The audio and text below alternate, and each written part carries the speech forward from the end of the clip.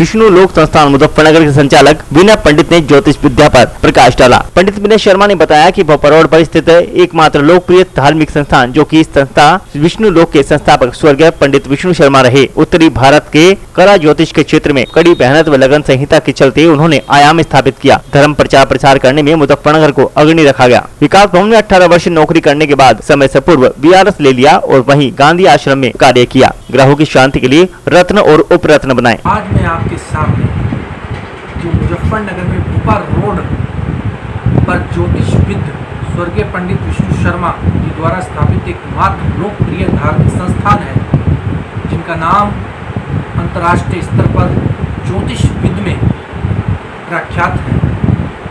आज उनकी पृष्ठभूमि हम उनके पोते विष्णु लोक, जो इस समय अंतर्राष्ट्रीय प्रख्यात है, उनके संचालक इस समय विनय पंडित, जो विष्णु शर्मा जी के पोते हैं।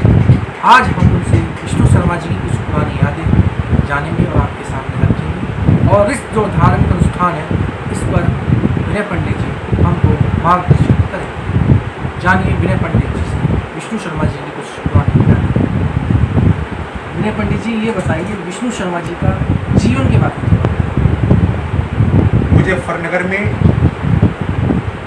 भोपा रोड पर स्थापित एकमात्र लोकप्रिय धार्मिक संस्थान, जो कि इस संस्थान के विष्णु लोक के संस्थापक रहे विख्यात ज्योतिषविद पंडित विष्णु शर्मा जी, जिनका पूरी उत्तरी भारत में नाम प्रचलित था।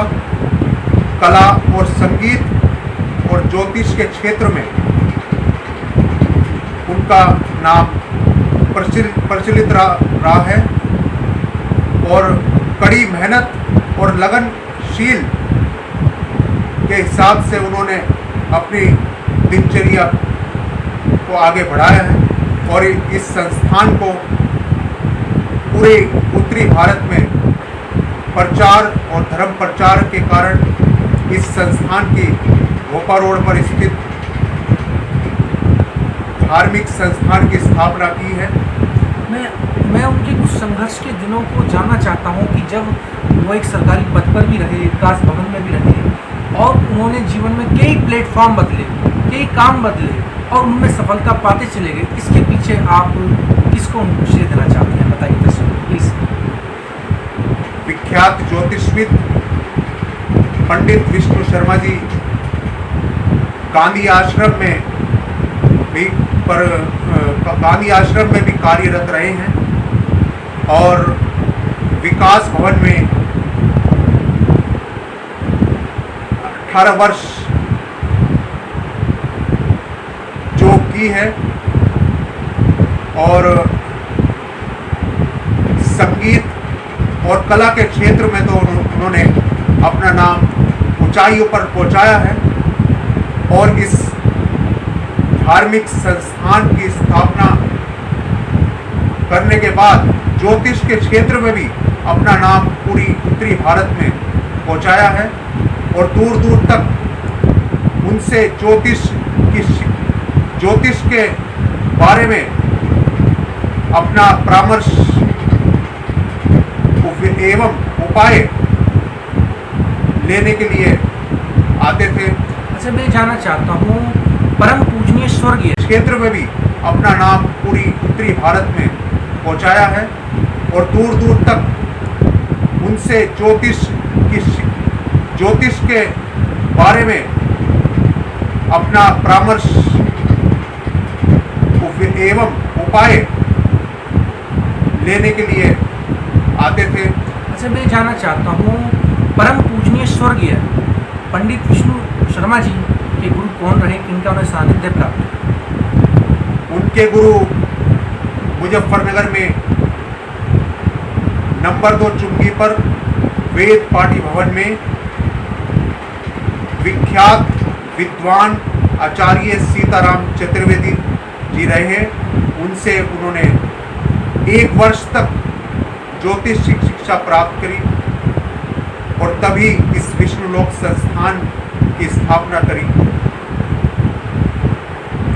मेरा सवाल एक आपसे आज ये भी है, जो हमारे देश के अंदर समस्याएं उत्पन्न होती हैं, व्यक्ति जो है दो वक्त की रोटी कमाने के लिए दिन रात दौड़ता है, भागता है, फिर घर में आता है, घर की समस्याओं में रहता है, कुछ ना कुछ उसके दिमाग में चलता रहता है। क्या इन सभी चीज़ों में ग्रह का कोई खेल है? अवश्य है, क्योंकि ग्रहों की शांति के लिए अनेकों रत्न एवं उपरत्न बनाए हैं। ग्रहों की शांति बहुत जरूरी है। इसके लिए हमारे मुजफ्फरनगर में स्थापित भोपाल रोड पर विष्णुलोक संस्थान पर असली शुद्ध अभिमंत्रित पूजा पाठ सहित रत्न और रत्न एवं उपरत्न उपलब्ध हैं। अच्छा ये बताइए, भाग्यशाली रत्न कौन से हैं? भाग्यशाली रत्न पुखराज, नीलम, लहसुनिया, गोमेद, मोती एवं अनेकों लाभदायक भाग्यशाली रत्न ये बचने वाले जो ये हमारे यहाँ आपके यहाँ के असली रुद्राक्ष कौन सा है सर, बताइए। एक मुखी से 14 मुखी तक रुद्राक्ष होते हैं। उनमें ज्यादा भाग्यशाली जो रुद्राक्ष होता है गौरी शंकर और एक मुखी। गौरी शंकर रुद्राक्ष में शिव और पार्वती की शक्ति होती है और सभी मनोकामनाओं को पूर्ण करता है। जो व्यक्ति गौरी शंकर रुद्राक्ष और एक मुखी रुद्राक्ष गले में पहने तो उसकी सभी मनोकामनाएं पूर्ण होती है और शिव और पार्वती का आशीर्वाद प्राप्त होता है। अच्छा, भगवान शिव को अर्धनारीश्वर की भी संज्ञा दी गई है। उनके अंदर एक मामर्त्व है, एक स्त्री का, एक पुरुष का। क्या आज के समय में एक पुरुष को भी अर्धनारीश्वर होना चाहिए, भगवान शिव का एक अनुसरण करना चाहिए कि ये नहीं कि 24 घंटे हम पुरुष की भावना में रहें और महिला की भावना में रहें। क्या अर्धनारीश्वर भगवान शिव के पद चिन्हों पर चलकर क्या उनकी जैसी बनने की कोशिश करनी चाहिए या उनके विचारों को ढालना चाहिए? अवश्य जी रहे हैं।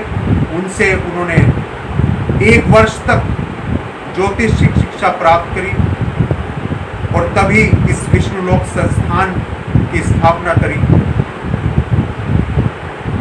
मेरा सवाल एक आपसे आज ये भी है, जो हमारे देश के अंदर समस्याएं उत्पन्न होती हैं, व्यक्ति जो है दो वक्त की रोटी कमाने के लिए दिन रात दौड़ता है, भागता है, फिर घर में आता है, घर की समस्याओं में रहता है, कुछ ना कुछ उसके दिमाग में चलता रहता है। क्या इन सभी चीज़ों में ग्रह का कोई खेल है? अवश्य है, क्योंकि ग्रहों की शांति के लिए अनेकों रत्न एवं उपरत्न बनाए हैं। ग्रहों की शांति बहुत जरूरी है। इसके लिए हमारे मुजफ्फरनगर में स्थापित भोपाल रोड पर विष्णुलोक संस्थान पर असली शुद्ध अभिमंत्रित पूजा पाठ सहित रत्न और रत्न एवं उपलब्ध हैं। अच्छा ये बताइए, भाग्यशाली रत्न कौन से हैं? भाग्यशाली रत्न पुखराज, नीलम, लहसुनिया, गोमेद, मोती एवं अनेकों लाभदायक भाग्यशाली रत्न ये बचने वाले जो ये हमारे यहाँ आपके यहाँ के असली रुद्राक्ष कौन सा है सर, बताइए। एक मुखी से 14 मुखी तक रुद्राक्ष होते हैं। उनमें ज्यादा भाग्यशाली जो रुद्राक्ष होता है गौरी शंकर और एक मुखी। गौरी शंकर रुद्राक्ष में शिव और पार्वती की शक्ति होती है और सभी मनोकामनाओं को पूर्ण करता है। जो व्यक्ति गौरी शंकर रुद्राक्ष और एक मुखी रुद्राक्ष गले में पहने तो उसकी सभी मनोकामनाएं पूर्ण होती है और शिव और पार्वती का आशीर्वाद प्राप्त होता है। अच्छा, भगवान शिव को अर्धनारीश्वर की भी संज्ञा दी गई है। उनके अंदर एक मामर्त्व है, एक स्त्री का, एक पुरुष का। क्या आज के समय में एक पुरुष को भी अर्धनारीश्वर होना चाहिए, भगवान शिव का एक अनुसरण करना चाहिए कि ये नहीं कि 24 घंटे हम पुरुष की भावना में रहें और महिला महिला की भावना में रहे। क्या अर्धनारीश्वर भगवान शिव के पद चिन्हों पर चलकर क्या उनकी जैसी बनने की कोशिश करनी चाहिए या उनके विचारों को ढालना चाहिए? अवश्य, क्योंकि नारी का सम्मान सर्वोपरि माना जाता है। हमें सभी को नारी का सम्मान अवश्य करना चाहिए। जैसे कि कहा गया है कि एक बेटी जो है दो कुल का नाम रोशन करती है, एक तो अपने ससुराल का, समझिए सर, एक अपने ससुराल का और एक अपने पीहर का। तो आज के समय में आप महिला की भूमिका किन किन क्षेत्रों में मानते हैं? जैसे हमारी जो बेटियां हैं हर क्षेत्र में, पुलिस में भी हैं, उसमें भी हैं, आप क्या संदेश महिलाओं के संरक्षण के लिए मेरे से क्या कहना चाहते हैं? क्योंकि महिला पुरुष से कम नहीं कि एक बेटी जो है दो कुल का नाम रोशन करती है, एक तो अपने ससुराल का, समझिए सर, एक अपने ससुराल का और एक अपने पीहर का। तो आज के समय में आप महिला की भूमिका किन किन क्षेत्रों में मानते हैं? जैसे हमारी जो बेटियां हैं हर क्षेत्र में, पुलिस में भी हैं, उसमें भी हैं, आप क्या संदेश महिलाओं के संरक्षण के लिए मेरे से क्या कहना चाहते हैं? क्योंकि महिला पुरुष से कम नहीं।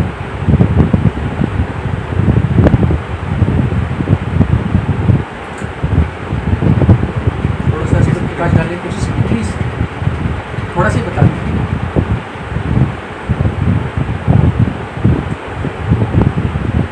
इसके लिए महिला सुरक्षा अनिवार्य है। क्या शिक्षा का भी इसमें कई महत्वपूर्ण रोल है?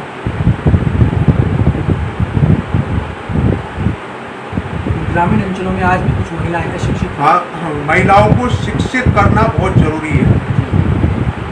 ठीक है सर, जैसे कि विनय पंडित जी ने सारी जानकारी दे दी गई है और ये संस्थान पश्चिमी उत्तर प्रदेश के साथ साथ अंतर्राष्ट्रीय लेवल में भी प्रख्यात है।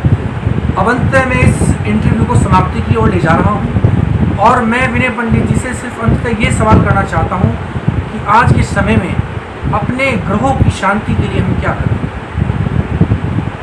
ग्रहों की शांति के लिए इस वर्ष के जो राजा है वो शनि है और मंत्री है वो गुरु। जनमानस को चाहिए इस वर्ष शनि का दान करें और बृहस्पति की पूजा अवश्य करें। अच्छा बताइए, जो बृहस्पति का दान है वो किस प्रकार करें और किन वस्तुओं से करें? बृहस्पति का दान जैसे पीली वस्तुओं का दान होता है, पीला कपड़ा है, पीले जनेऊ है और हल्दी की माला है, पीली सरसों है, इनका दान ब्राह्मण को किया जाता है। और शनि का दान डकोत को या शनि मंदिर में किया जाता है। शनि का दान जैसे काले उड़द, सरसों का तेल, लोहे की कटोरी, काली छतरी, काला जूता या चप्पल, इनमें से कोई एक वस्तु यदि आप दान करें तो शनि के प्रकोप से बचा जा सकता है। दोस्तों, ये थे विनय पंडित, विष्णु लोक धार्मिक संस्थान के वर्तमान संचालक। मैं इन्हें मुबारकबाद देता हूं कि इनका संस्थान दिन रात चौगुनी तरक्की करे और इस संस्थान को, ये अपनी विरासत को, विष्णु शर्मा जी की विरासत को आगे बढ़ाएं। नमस्कार दोस्तों, जय हिंद, जय भारत। मैं आशीष।